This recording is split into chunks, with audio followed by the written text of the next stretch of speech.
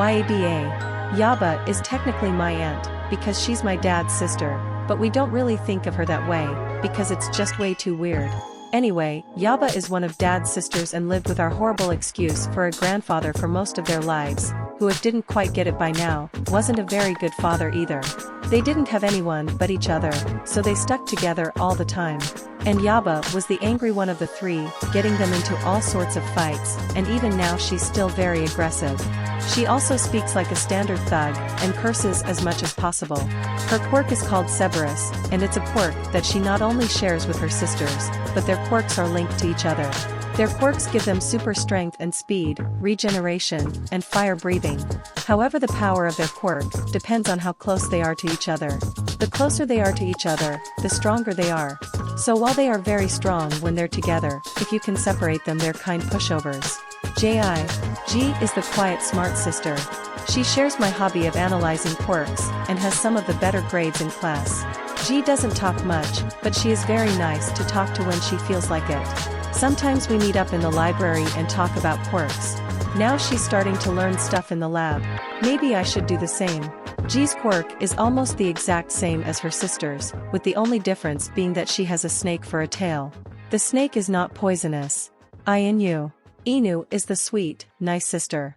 She's as pure can be. Always willing to help anyone and everyone, and never wanting to fight, although she will if she has to. She spends most of her time with her sisters, but apparently she's been getting some cooking lessons from Fuku.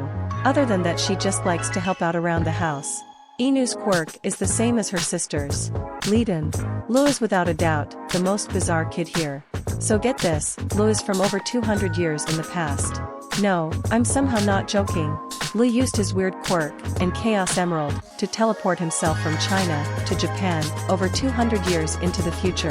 I need to move on from that, otherwise I'm just gonna keep repeating it. So Lu was born in Germany, but he had a rare illness that left him bedridden. So he was sent to live with his grandfather along with his cousin Maria, in China. Their grandfather was a scientist that researched something we don't really know much about, but whatever it was, it probably involved chaos energy, probably. Lu experimented on in hopes of curing him, giving him what could be history's first quirk. Or maybe a prototype quirk. This kinda helped Lu. He was able to get out of bed, but not for long. His old condition was cured, but now he had a new one, similar to Jin's, where he's constantly letting out energy, leaving him exhausted. The experiments went on for a while, until the lab they lived at was attacked by an evil organization, some things just don't change, called GUN. Their grandfather gave Lu a Chaos Emerald, and told him to run. And they did run. To Japan. Over 200 years in the future. They teleported into our lab and the rest of his history. Personality-wise, he's what you'd call an edgelord. He thinks he's cooler than he really is, and tries to prove that to everyone. But considering he doesn't really know what he's doing most of the time, he often fails. His quirk is called Chaos Control. And honestly, I don't fully understand how it works. It seems like he can give himself different quirks, but doing so uses up energy, and his body can only handle so much energy at once. He can shoot energy blasts, teleport, power up his body, and even mess with time. His restrictor rings limit his power, but they also keep him from using too much energy and hurting himself. Amai Nagai. Amai is a friend of ours that Yami met when he walked into town. She has two modes. Sweet girl mode, and toxic gamer mode. Most of the time, she's a really nice girl, who likes to spend her time helping the less fortunate with her quirk. But whenever she touches a video game, she changes and becomes an arrogant gamer who insults everyone around her for their gaming skills. She's actually already kind of a pro gamer, having won a few tournaments. Oh, and she's also very obviously in love with Yami. Amai's quirk is called Mood Candies. She can pop out candies from her body, and anyone who eats those candies will suddenly start feeling more of whatever emotion Amai was feeling when she made the candies. You can tell what candies do what by the color of them. But you can just use food paint to disguise them or put them in something else so they can't be seen. These candies are way more dangerous than you'd think. Yonda used them a few times to get information out of people. And of course there was the love candies incident. Sori Jaga. So Sori was bred by the Nekinanako Foundation, which is a group of evil business cat girls, to be one of the strongest cat girls around. And they succeeded. She was raised to be a fighter, and nothing else. Which explains why she's only good at fighting, and has the smarts of a toddler. At some point she became a fan of Kiba, and decided she wanted to work for the Midoriya Foundation. Now, normally when someone wants to work for a place, they call and set up an interview. Not Sori though. She decided to break into our forest, destroy our security system, and scare us all half to death because we thought she was an assassin. The worst part about that is that it worked. Sori is, as mentioned, an absolute idiot. She and Kei have the same level of intelligence, and Kei is like 7. One time, she literally got stuck in a toilet. Combine this with her love of fighting, she is pretty much the battle anime protag that you'd mistake Netsa for. Oh, and of course, her super big appetite. But at the very least, she is very good at fighting, so she is good at the one job we give her. Her quirk is called Ultimate Breed. So she's essentially a super cat girl. She takes the best part of all big cats, and multiples them. She's super strong, and even faster. Not as fast as XLR8, but close.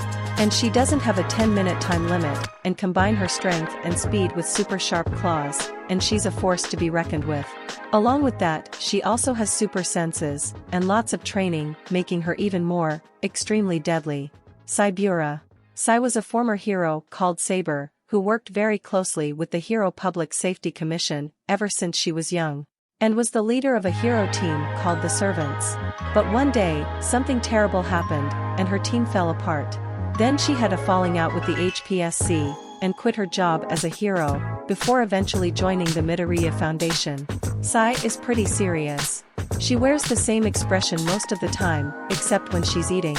That's when she's at her happiest. Somehow, she has an even bigger appetite than Sori, and she is an absolute simp for good food. Also apparently she has a kid that she didn't know about, but I don't know too much about that. Her quirk is called Unlimited Blade Works, which has to be one of the coolest quirk names I've ever heard. Basically, she can open portals into some kind brain space, and shoot swords out of them. She can open these portals anywhere around her, and shoot any kind of sword out of them. And I mean any sword. If she's seen it, and considers it a sword, then she can remake it, and shoot it out at you. This includes short swords, long swords, exploding swords, huge swords, blunt swords, electric swords, poison swords, and way more. But it has to be a sword. No lances, shields, or knives, or anything like that. And not anything that's just sword-shaped, you have to be able to use it like a regular sword for it to count. The only big downside of this quirk is that opening the portals uses up her stamina. She can shoot as many swords out of an already open portal, without any effect on her. Tokoshi Totoyai. He's one of the cool old guys who still acts like he's a teenager most of the time. Once he was a vigilante due to hatred for all things crime and love for all things justice. So he has some experience fighting. Believe it or not, he's pretty similar to Ken and Kiba with the always trying to look cool thing. He likes to come off as a cool-headed respectful butler, but he's actually kind of a goof. His quirk is called, Strength Comes with Age. Bit of a mouthful, but it's accurate. Basically the older he gets the stronger he gets. And being as old as he is, he's plenty strong. He's even stronger than Kiba at her full power. Although I'm not sure how he'd do against her berserk form. Giza. Giza is one of the few animals who has a quirk. But at first you'd think he was just a human with an animal quirk. We don't know much about Giza. He was old friends with Nizu, had the same experiments done on him, and apparently, he's been fighting another evil organization, until he found 4 baby turtles, and so he needed a place to hide. And that place is here. So now, he works as a bodyguard. His quirk is called Perfect Combatant. It's an intelligence quirk, but instead of making him a super scientist, or anything like that, it makes him smarter at fighting. He's what you'd call a fighting genius. He pretty much has a maxed out skill stat. But the disadvantage of that, is that the rest of his stats are just average. And in this world, you can't win every battle with skill alone. Try fighting hawks with martial arts. See how far you get. Chol Bait. Chol is Alice's mother. And sister of America's #1 hero, Stars and Stripes. Unlike her sister, she's the serious type who enjoys staying back and doing paperwork, which she's more than capable of doing. She's been a big help as Dad's secretary, and I can't express how happy I am that she's here. Her quirk is called Absolute Authority. It's simple yet powerful. If she says your name, she can command you to do anything she wants. Unlike her daughter, you can't resist this, even if you know it's happening. The only way to keep her from controlling you, is to keep her from talking, or make sure she doesn't know your name. Vera Nicotina. Vera is our nurse. She was originally from Russia, but she came here looking to find a job as a nurse or a doctor. With little success. Vera's quirk is called reverse action. Basically she can make whatever she does, do the reverse of what it's supposed to do. If she punches someone, she can make it heal. If she walks forward, she can go backwards instead. ECT. She uses this to heal people, but that means that she has to do things that would normally hurt someone. And her medical tools are actually weapons. Hammers, guns, flamethrowers, the like. So naturally, most people didn't want to hire her. But lucky for her, Dad couldn't care less so long as her healing works well, and it does. So she got hired. Vera is a free spirit, doing pretty much whatever she wants, whenever she wants, and since those things don't go against what Dad wants, he just kind lets her. Most specifically, she has a thing where she tends to heal people on sight. Which can be a bit scary if you don't know what's happening. Or even if you do. It's probably a good thing she's here, otherwise she'd have been arrested by now.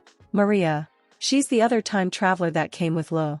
Unlike Lo, she didn't go through any experiments, and since she is from the time before quirks, Maria is completely quirkless, and isn't used to quirks in general. So imagine if you're not used to quirks, and see someone like Kai or Shiroku. Hilarious. Personality-wise, she's a pretty nice but stern person. Obviously she's stressed out right now, but hopefully she'll calm down after a while. A long, long while. Sue. Not much to say about Sue as a person. We found her in a dumpster after her parents didn't want her. They didn't put her there and I quote felt like trash, so I went where I belong. Yeah, not the spitting image of mental health. Then again, who am I to talk? She seems to idolize dolls, and wants to be one. No desires of her own, other than to serve her masters. In this case, Dad and us. Most of the time, she's pretty robotic, seemingly faintly pleased whenever she's finished a task. Her quirk is called Puppet Master. She has holes in the tips of her fingers, so that she can shoot out strings. She can control the strings however she wishes, and she can shoot out different kinds of strings, with different levels of thickness. The thicker the string, the stronger it is, but she can also shoot out strings so thin you can't even see them.